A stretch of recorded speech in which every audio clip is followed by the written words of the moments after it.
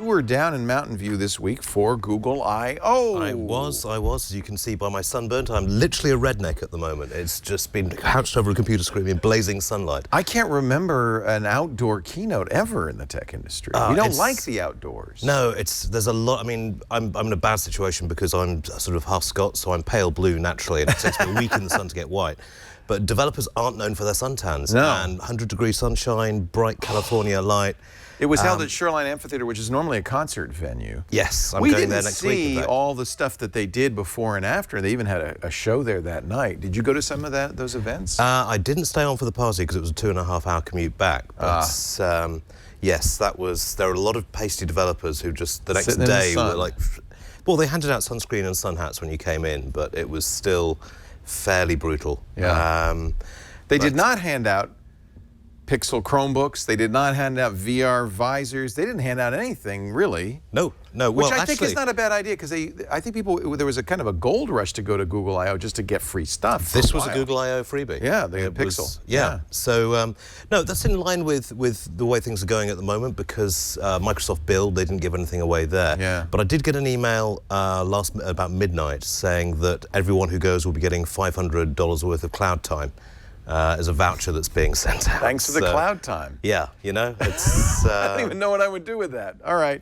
So there were some announcements. We should really talk about what there were a lot of announcements. First of all, we should point out it was not Alphabet, it was Google. So no Larry Page, no Sergey Brin, no Nest. Yeah. This was just Sundar Pichai and the Google crew. They started off talking about their new kind of search platform. It says no more 10 blue links. Search really is much more, and in particular, machine learning. I noticed they didn't want to use the word artificial intelligence. No, it's odd. There was almost as though there was an edict going out, but you didn't hear AI mentioned in any of the keynotes that I attended. It's Skynet. Well, some people are scared by it, but I honestly think all this talk about, the singularity is massively overhyped. I'm very excited because we did get one of the Google Home devices. No, we didn't. That's a Glade freshener. But it's about the same size and shape as Google's competitor for the Amazon Echo. It's called the Google Home. That has this AI, this search. It's kind of like Google Now Cards that you speak to. It's basically Google Now has been increased to sort of the Google Assistant. It smells very fresh in here all of a sudden. Another thing geeks don't like, fresh air. Well, I don't know. Actually, saying that, an outside conference, it did have a couple of... I like the idea. If they'd organised it properly, it could have really worked.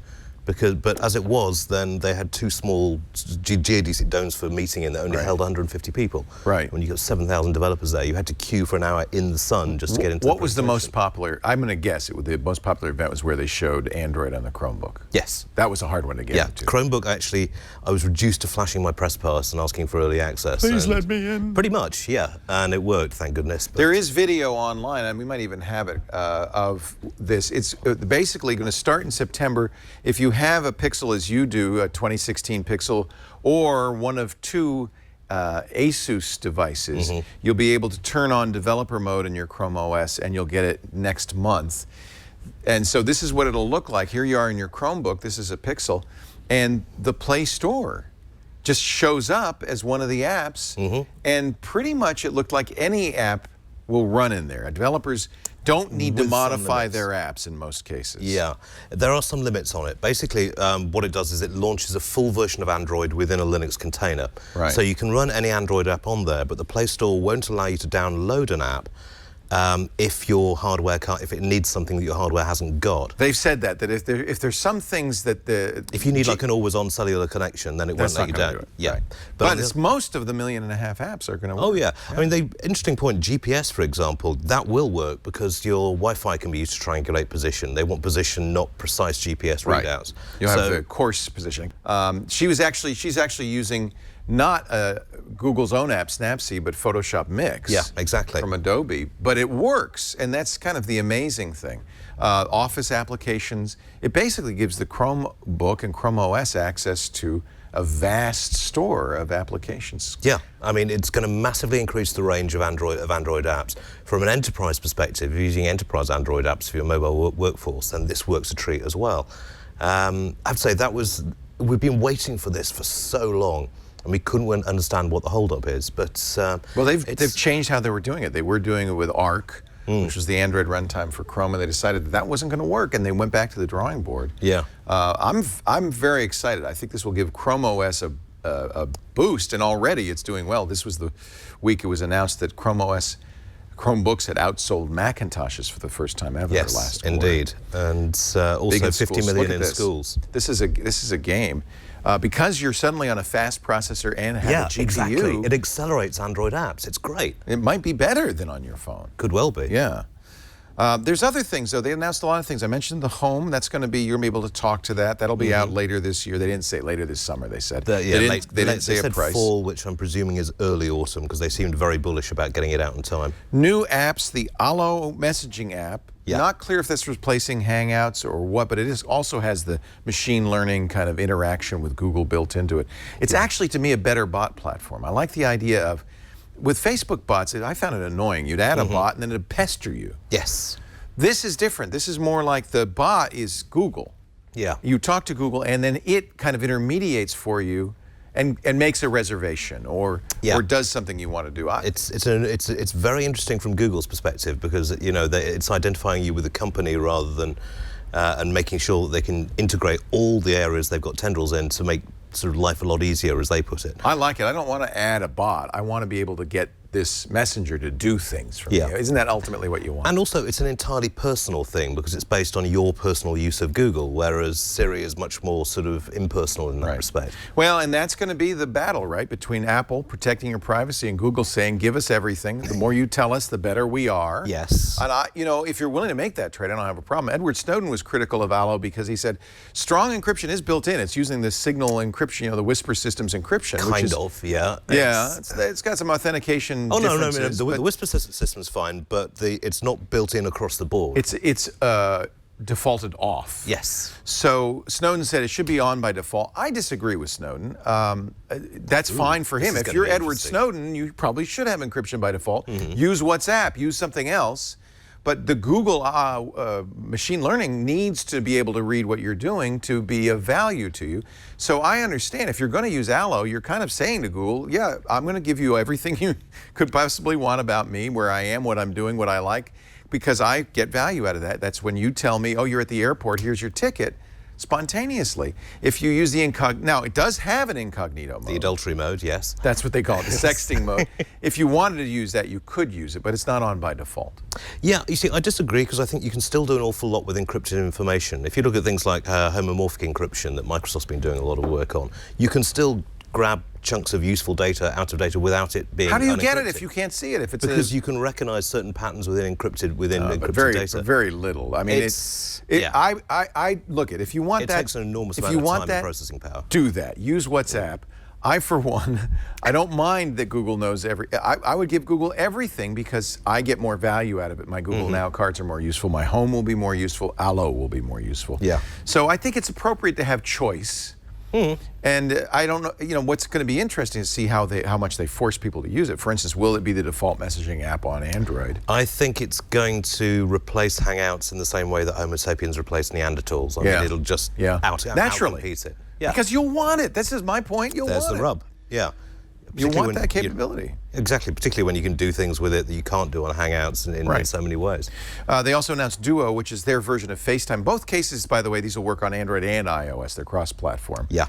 Allo had one unusual feature called Knock Knock, and I thought this is going to be problematic. When you call somebody on Skype or FaceTime, it rings, it'd ring your phone, and you'd say, oh, Leo's calling. That's all you'd know about it.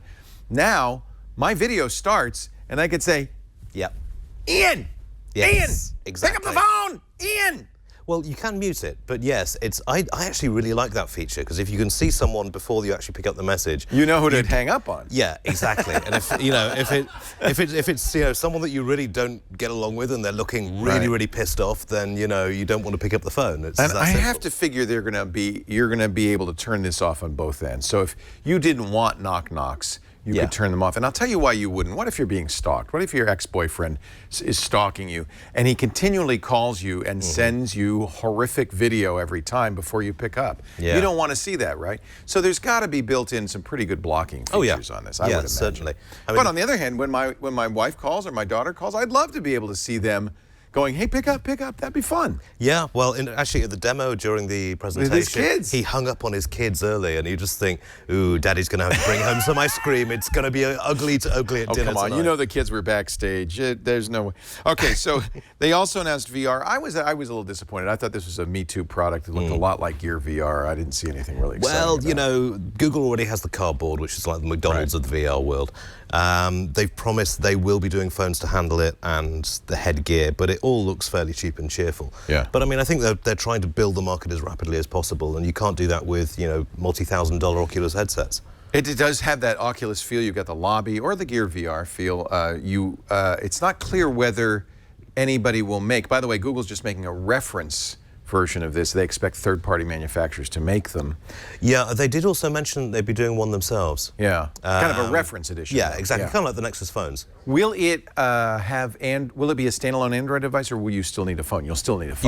You still need a phone, and none of the phones out there will currently do it. Oh, great. They said basically you'll this need is, this Android. is for Android N. Yeah, you'll need Android N, and you'll also need special sensors in the device and a very low latency screen capable of handling 60 frames per second. So not every smartphone is going to be able to do this, but they have got a load of smartphone manufacturers on side to produce kit once it becomes available. I'm guessing Samsung's not in that group. No, I wouldn't have thought so. But Xiaomi is, and Hugo Barrett was sort of tweeting throughout the show. Former Googler, former demo guy. Exactly, former head of Android. So it's, those two I think are going to get very close. And Xiaomi need an in into the US market, and they can produce hardware very cheaply. They make beautiful phones. They do. The Mi Note, people love these phones, and they're cheap.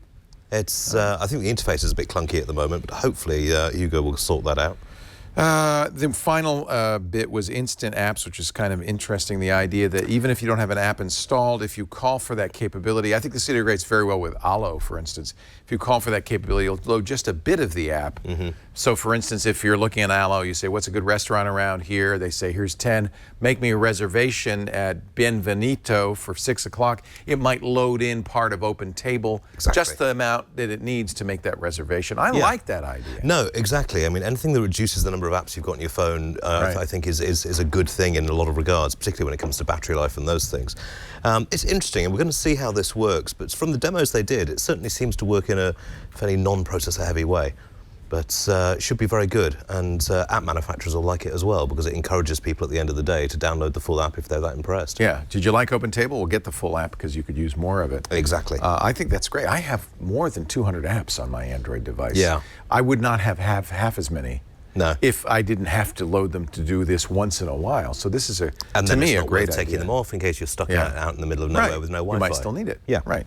My hope is that, it all really is going to come down on all of this to implementation. We've seen Google announce products like the Glade air freshener, like the Google Home, like the Q, that they never release. So, I couldn't give that thing away. I'm not surprised it didn't work out. It's very possible that Google won't put the energy into instant apps or that it needs to. But I think it's a good idea. It kind of, you know what, to me it feels like we're finally getting out of this idea of siloed applications. What you really want is a phone that does whatever you need it to do and not have to get an app for everything you want to do. You just want it to know. And I would love that idea, right? Yeah, I think you're going to need a lot more hardware in in there first before, but it's coming. It's sooner or later. These things are supercomputers in our pockets. I can't imagine they won't be more powerful. We did a full kind of breakdown on TWiT on Wednesday after Google I/O. We did our live coverage of Google I/O, which was a lot of fun. Yeah, did you see him? Yeah, ran into Jason at a press conference. That was really fun. And then, Jason Howell was there, Jeff Jarvis, Father Robert Ballas there. Lots of coverage. And you can find it at twit.tv/specials for our keynote commentary with Russell Holly and Andy Yanako and Ron Richards, too, of All About Android. And then Twig episode 353 has everything and all our analysis.